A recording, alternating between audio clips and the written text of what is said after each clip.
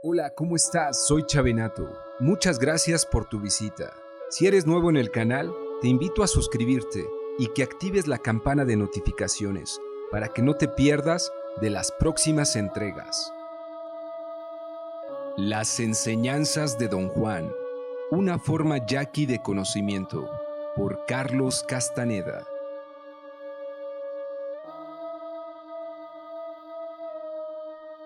Hoy te presento el capítulo 2, en donde Carlos Castaneda nos narra sus primeras impresiones de su encuentro con Don Juan. Nos presenta unas breves entrevistas con 3 personajes para conocer más acerca de los diableros. Encontraremos un diálogo con Don Juan sobre los objetos de poder y al final nos da una explicación de la estructura del contenido del presente libro. Que tengas un excelente momento.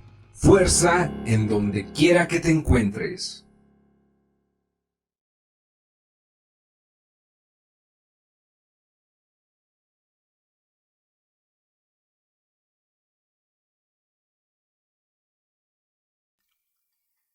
Introducción.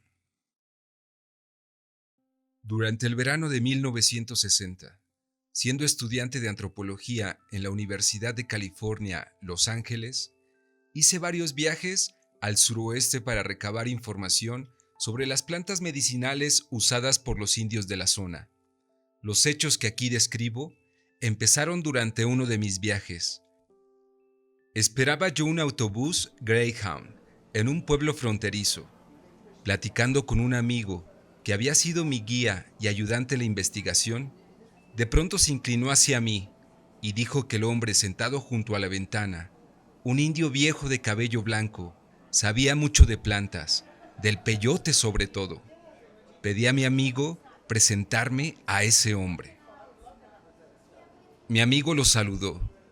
Luego se acercó a darle la mano.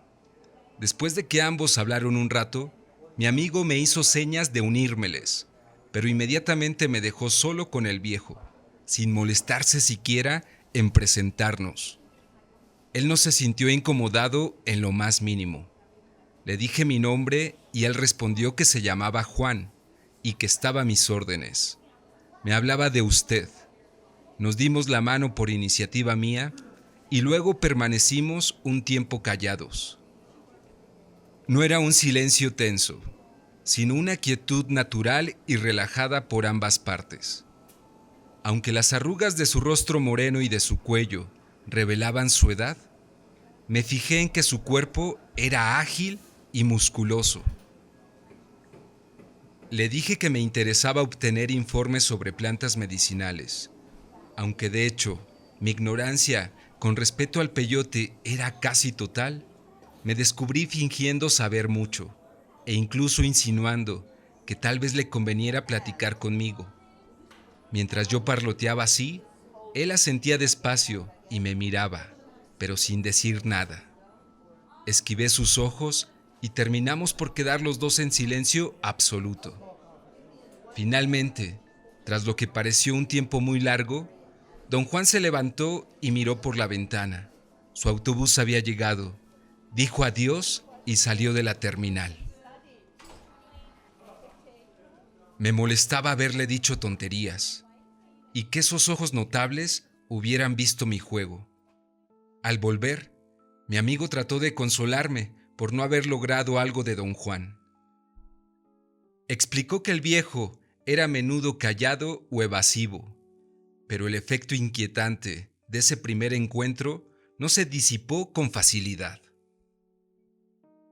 Me propuse averiguar dónde vivía don Juan, y más tarde lo visité varias veces. En cada visita intenté llevarlo a hablar del peyote, pero sin éxito. No obstante, nos hicimos muy buenos amigos, y mi investigación científica fue relegada, o al menos reencaminada por cauces que se hallaban mundos aparte de mi intención original. El amigo que me presentó a don Juan explicó más tarde que el viejo no era originario de Arizona, donde nos conocimos, sino un indio yaqui de Sonora. Al principio vi a don Juan simplemente como un hombre algo peculiar, que sabía mucho sobre el peyote y que hablaba el español notablemente bien, pero la gente con quien vivía lo consideraba dueño de algún saber secreto, lo creía brujo. Como se sabe, la palabra denota esencialmente a una persona que posee poderes extraordinarios, por lo general malignos. Después de todo un año de conocernos, don Juan fue muy franco conmigo. Un día me explicó que poseía ciertos conocimientos recibidos de un maestro, un benefactor, como él lo llamaba, que lo había dirigido a una especie de aprendizaje. Don Juan, a su vez, me había escogido como aprendiz, pero me advirtió que yo debería comprometerme a fondo y que el proceso era largo y arduo. Al describir a su maestro, don Juan usó la palabra diablero. Más tarde supe que ese es un término usado solo por los indios de Sonora. Denota a una persona malvada que practica la magia negra y puede transformarse en animal, en pájaro, perro, coyote o cualquier otra criatura. En una de mis visitas a Sonora, tuve una experiencia peculiar que ilustraba el sentir de los indios hacia los diableros. Iba yo conduciendo un auto de noche, en compañía de dos amigos indios, cuando vi a un animal, al parecer un perro, cruzar la carretera. Uno de mis compañeros dijo que no era un perro, sino un coyote enorme. Disminuí la velocidad y me acerqué a la cuneta para verlo bien. Permaneció unos cuantos segundos más al alcance de los faros y luego corrió a adentrarse en el chaparral. Era sin duda un coyote, pero del doble del tamaño ordinario. Hablando excitadamente, mis amigos convinieron que era un animal muy fuera de lo común, y uno de ellos indicó que podría tratarse de un diablero. Decidí relatar aquella experiencia para interrogar a los indios de aquella zona sobre sus creencias en cuanto a la existencia de los diableros. Hablé con muchas personas, contando la anécdota y haciendo preguntas. Las 3 conversaciones siguientes indican sus creencias al respecto. ¿Crees que era un coyote, Choi?, pregunté a un joven después de que oyó la historia. ¿Quién sabe? Un perro de seguro, demasiado grande para coyote. ¿Crees que pudo ser un diablero? Esos son puros cuentos. Esas cosas no existen. ¿Por qué dices eso, Choi? La gente se imagina cosas. Te apuesto que si hubieran cogido al animal, habrían visto que era un perro. Una vez tenía que yo ir a hacer un trabajo al otro pueblo, y me levanté antes del amanecer y ensillé un caballo. De ida me encontré en el camino con una sombra oscura que parecía un animal enorme. Mi caballo se encabritó y me tiró de la silla. Yo también casi me muero del susto, pero resultó que era una mujer que iba caminando al pueblo. O sea, Choi, ¿que no crees que existan los diableros? ¿Diableros? ¿Qué es un diablero? Dime, ¿qué es un diablero? No sé, Choi. Manuel iba conmigo esa noche y dijo que el coyote podría haber sido un diablero. ¿Tú no puedes decirme qué es un diablero? Dice que un diablero es un brujo que cambia de forma y toma la que quiere. Pero todo mundo sabe aquí que eso es puro cuento. Los viejos de aquí están llenos de historias sobre diableros. No las vas a hallar aquí entre los más jóvenes. ¿Qué clase de animal piensa usted que fue doña Luz?, pregunté a una mujer de edad madura. Eso solo Dios lo sabe, pero creo que no era un coyote. Hay cosas que parecen coyotes, pero no son. ¿Iba corriendo el coyote o estaba comiendo? Estuvo inmóvil casi todo el tiempo, pero creo que cuando lo vi al principio estaba comiendo algo. ¿Está usted seguro de que no llevaba nada en el hocico? A lo mejor sí, pero dígame, ¿tendría eso algo que ver? Sí, sí tendría. Si llevaba algo en el hocico, no era un coyote. ¿Qué era entonces? ¿Era un hombre o una mujer? ¿Cómo se llaman a esas personas, doña Luz? No respondió. La interrogué un rato más, pero sin éxito. Finalmente dijo no saber. Le pregunté si aquellas personas se llaman diableros, y respondió que diablero era uno de los nombres que se le daban. ¿Conoce usted algún diablero?, pregunté. Conocí a una mujer. Dijo. La mataron. Eso pasó cuando yo era niña. Es que la mujer se convertía en perra, y cierta noche una perra entró en la casa de un blanco a robar queso. El blanco la mató con una escopeta, y al mismo instante en que la perra murió en la casa del blanco, la mujer murió en su choza. Sus parientes se juntaron y fueron al blanco a exigirle pago. El blanco les pagó buen dinero por haber matado a la mujer. ¿Cómo pudieron exigirle pago si solo mató un perro? Dijeron que el blanco sabía que no era perro, porque había otros hombres con él, y todos vieron que el animal se paró en dos patas, como gente, para alcanzar el queso, que estaba en una bandeja colgada del techo. Los hombres estaban esperando al ladrón, porque todas las noches les robaba el queso blanco, así que el blanco mató al ladrón sabiendo que no era perro.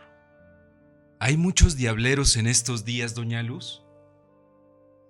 Esas cosas son muy secretas.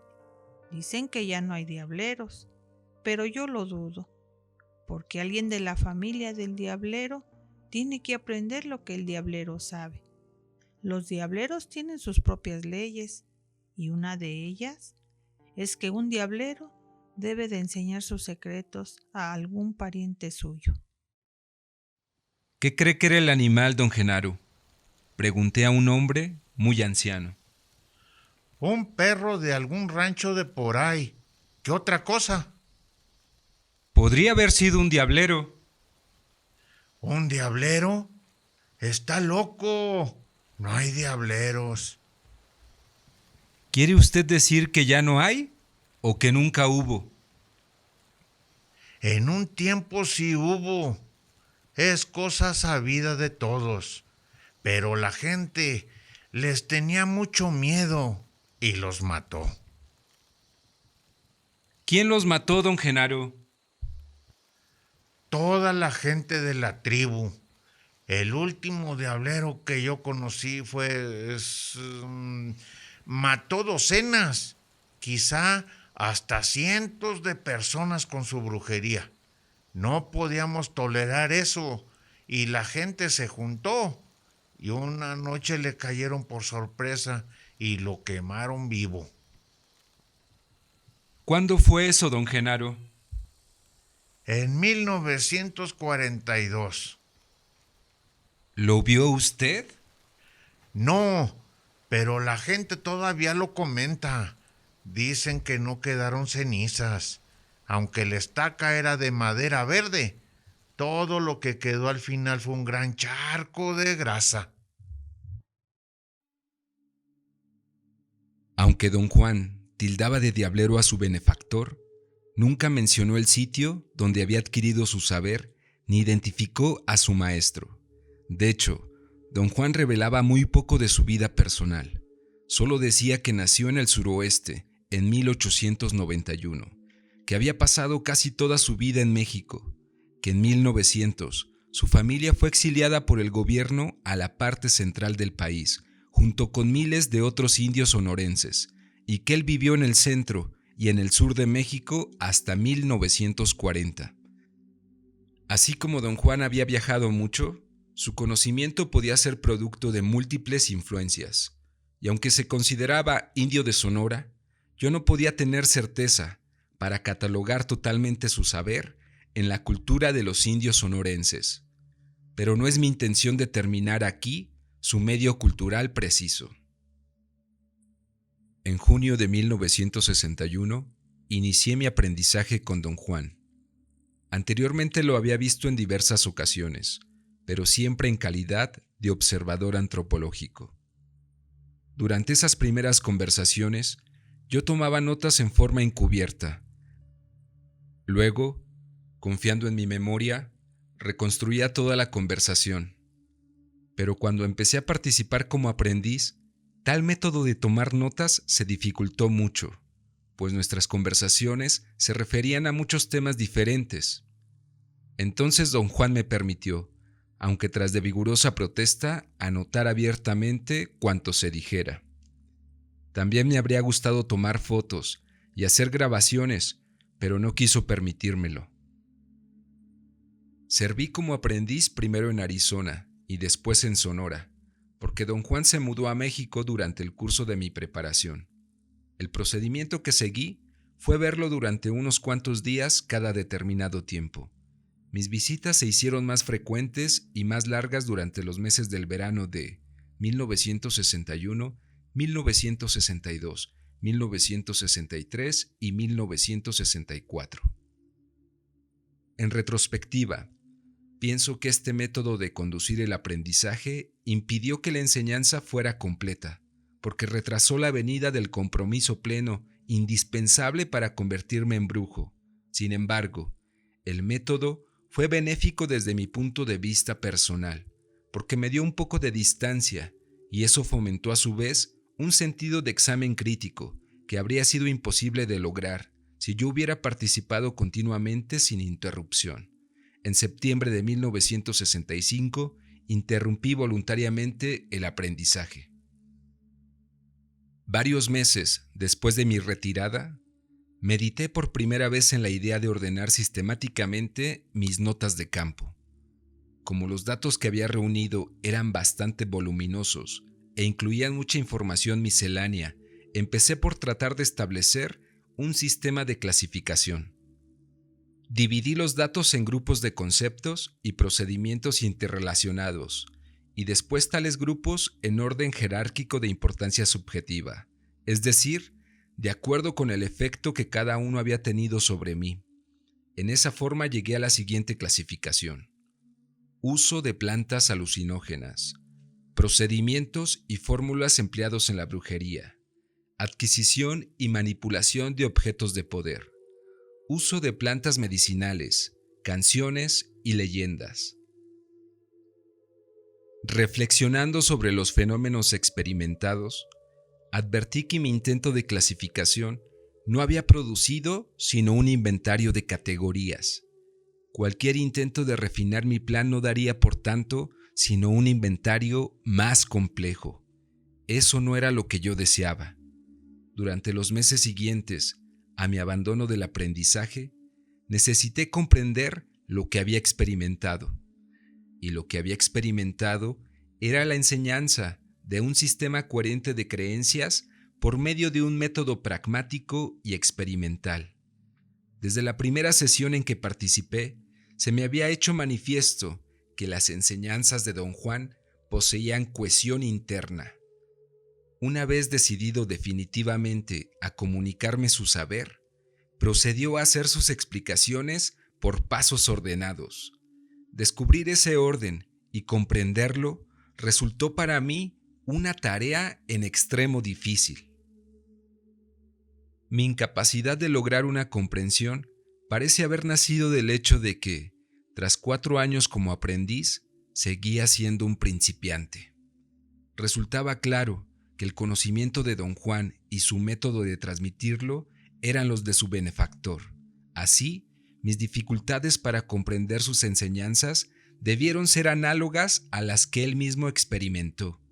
Don Juan aludía a nuestra similitud como principiantes en comentarios incidentales sobre la incapacidad de comprender a su maestro durante su propio aprendizaje.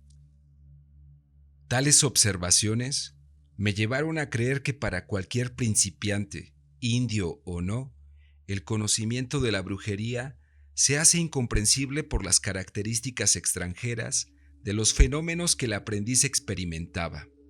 Personalmente, como occidental, dichas características me resultaron tan ajenas que me fue prácticamente imposible explicarlas según mi propia vida cotidiana, y me vi forzado a concluir que sería inútil cualquier intento de clasificar mis datos de campo en mis propios términos. Así se hizo obvio que el saber de don Juan debía ser examinado como él mismo lo comprendía. Solo en esos términos podría manifestarse en forma convincente. Sin embargo, al tratar de reconciliar mis puntos de vista con los de don Juan, advertí que cuando trataba de explicarme su saber, usaba siempre conceptos que lo hicieran inteligible. Como esos conceptos eran ajenos a mí, tratar de comprender los conocimientos de don Juan como él los comprendía, me colocaba en otra posición insostenible. Por tanto, mi primera tarea era determinar el orden de conceptualización empleado por don Juan. Trabajando en ese sentido, vi que él mismo había hecho hincapié particular en cierto terreno de sus enseñanzas, específicamente los usos de plantas alucinógenas. Sobre la base de este descubrimiento, revisé mi propio esquema de categorías. Don Juan usó por separado y en distintas ocasiones 3 plantas alucinógenas: peyote, Lopopora williamsi, toloache, Datura inoxiacin meteloides y un hongo, posiblemente Psilocibe mexicana. Desde antes de su contacto con europeos, los indios americanos conocían las propiedades alucinógenas de estas 3 plantas. A causa de sus propiedades, han sido muy usadas por placer, para curar, en la brujería y para alcanzar un estado de éxtasis. En el contexto específico de sus enseñanzas, don Juan relacionaba el uso de la Datura inoxia y la Psilocibe mexicana con la adquisición de poder, un poder que él llamaba un aliado. Relacionaba el uso de la Lopopora williamsi con la adquisición de sabiduría o conocimiento de la buena manera de vivir. La importancia de las plantas consistía para don Juan en su capacidad de producir etapas de percepción peculiar en un ser humano. Así, me guió a experimentar una serie de tales etapas con el propósito de exponer y validar su conocimiento. Las he llamado estados de realidad no ordinaria, en el sentido de realidad inusitada contrapuesta a la realidad ordinaria de la vida cotidiana. La distinción se basaba en el significado inherente a los estados de realidad no ordinaria. En el contexto del saber de don Juan, se consideraban reales, aunque su realidad se diferenciaba de la realidad ordinaria. Don Juan consideraba los estados de realidad no ordinaria como única forma de aprendizaje pragmático y único medio de adquirir el poder. Daba la impresión de que otras partes de sus enseñanzas eran incidentales a la adquisición de poder. Este punto de vista permeaba la actitud de don Juan hacia todo lo que no estaba conectado directamente con los estados de realidad no ordinaria. A través de mis notas de campo hay referencias dispersas al sentir de don Juan. Por ejemplo, en una conversación insinuó que algunos objetos poseen en sí mismos cierta cantidad de poder, aunque él en lo particular no tenía ningún respeto por los objetos de poder. Decía que los brujos menores a menudo se valían de ellos. Le pregunté frecuentemente sobre esos objetos, pero pareció no tener interés en discutirlos. Sin embargo, cuando el tema se trajo a colación en otra oportunidad, consintió con renuencia en hablar de ellos.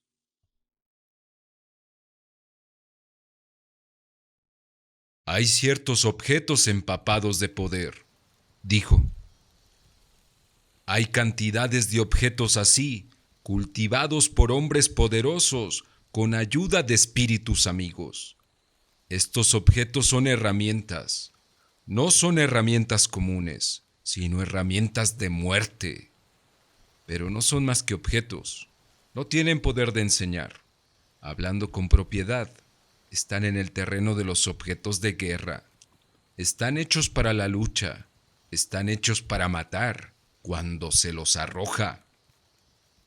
¿Qué clase de objetos son, don Juan? No son en realidad objetos, más bien son modos de poder. ¿Cómo puede uno obtener esos modos de poder, don Juan? Depende de la clase de objeto que quieras. ¿Cuántas clases de objetos hay? Ya te dije, docenas. Cualquier cosa puede ser un objeto de poder. Bueno, entonces, ¿cuáles son los más poderosos? El poder de un objeto depende de su dueño, de la clase de hombre que sea. Un objeto de poder cultivado por uno de esos brujos de mala muerte es una idiotez. En cambio, un brujo fuerte y poderoso da su fuerza a sus herramientas. ¿Cuáles son entonces los objetos de poder más comunes? ¿Cuáles prefieren la mayoría de los brujos? No hay preferencias. Todos son objetos de poder. Todos son lo mismo. ¿Usted tiene alguno, don Juan?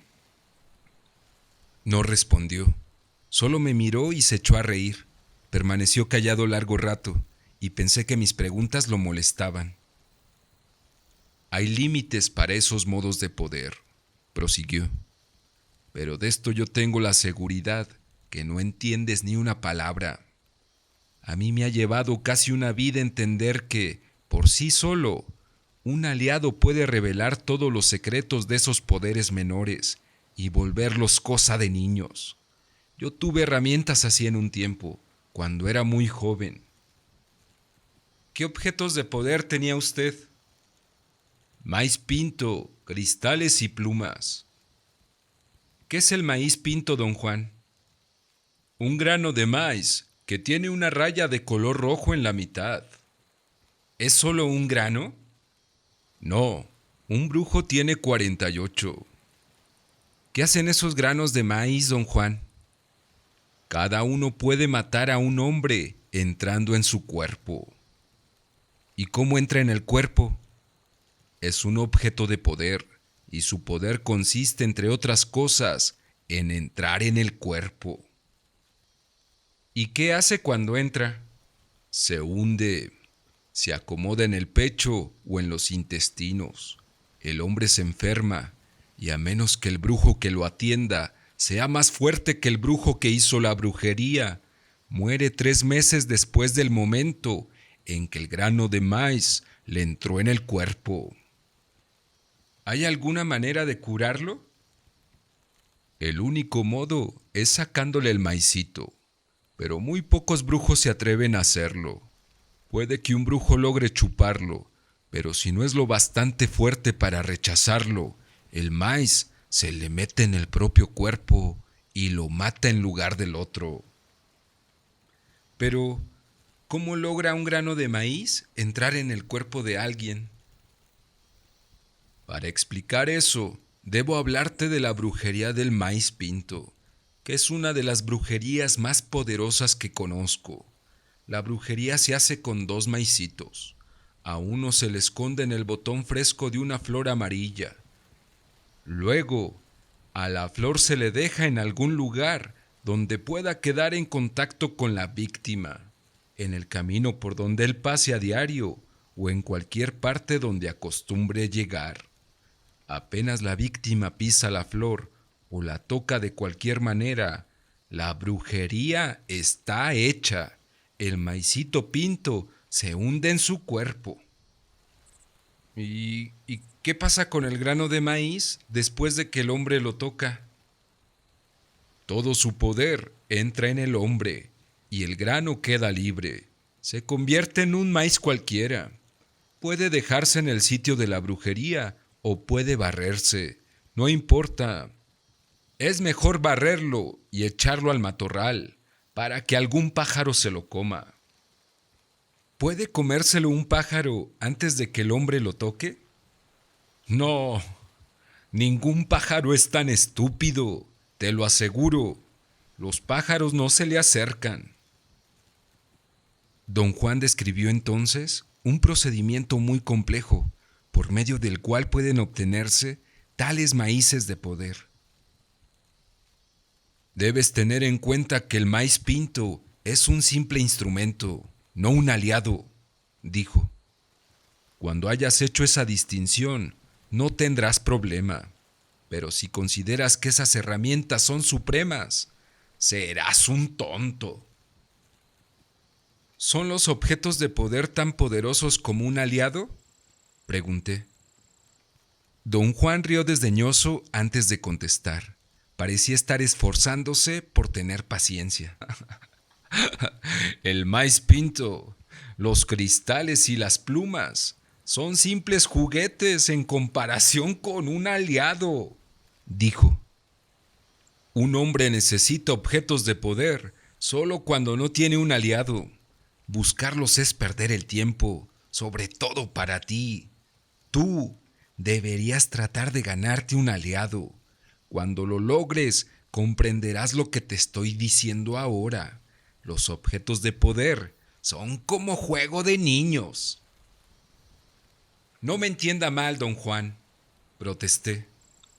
Por supuesto que quiero tener un aliado, pero también quiero saber todo lo que pueda acerca de los objetos de poder.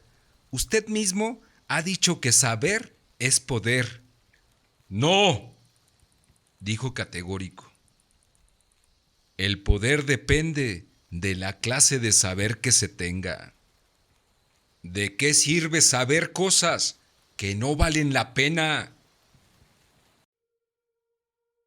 En el sistema de creencias de don Juan, la adquisición de un aliado significaba exclusivamente la explotación de los estados de realidad no ordinaria que produjo en mí usando plantas alucinógenas.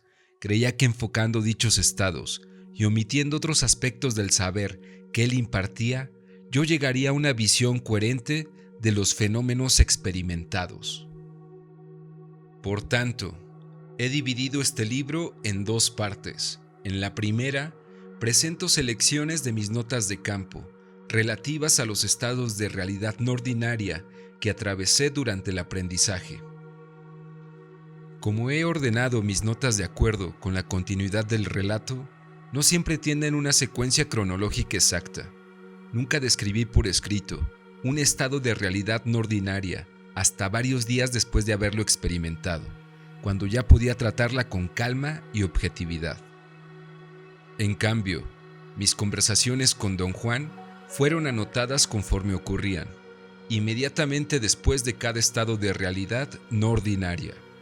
Por ello, mis informes de estas conversaciones tienen a veces fecha anterior a la descripción completa de una experiencia. Mis notas de campo revelan la versión subjetiva de lo que yo percibía al atravesar la experiencia. Esa versión se presenta aquí tal como la narraba don Juan, quien exigía una reminiscencia completa y fiel de cada detalle y un recuento en pleno de cada experiencia. Al anotar dichas experiencias, añadí detalles incidentales, en un intento por recuperar el ámbito total de cada estado de realidad no ordinaria. Quería describir en la forma más completa posible el efecto emotivo que había experimentado. Mis notas de campo manifiestan asimismo el contenido del sistema de creencias de don Juan. He condensado largas páginas de preguntas y respuestas entre don Juan y yo, con el fin de no reproducir la repetitividad propia de toda conversación. Pero como también quiero reflejar con exactitud el tono general de nuestras conversaciones, he quitado únicamente el diálogo que no aportó nada a mi comprensión de los conocimientos que don Juan me impartía. La información que él me daba era siempre esporádica y por cada arranque de parte suya había horas de sondeo por la mía. Sin embargo, en muchas ocasiones expuso libremente sus conocimientos. En la segunda parte de este libro, presento un análisis estructural sacado exclusivamente de los datos ofrecidos en la primera parte. A través de mi análisis, intento cimentar los siguientes argumentos. 1. Don Juan presentaba sus enseñanzas como un sistema de pensamiento lógico. 2. El sistema solo tenía sentido examinado a la luz de sus propias unidades estructurales. Y 3.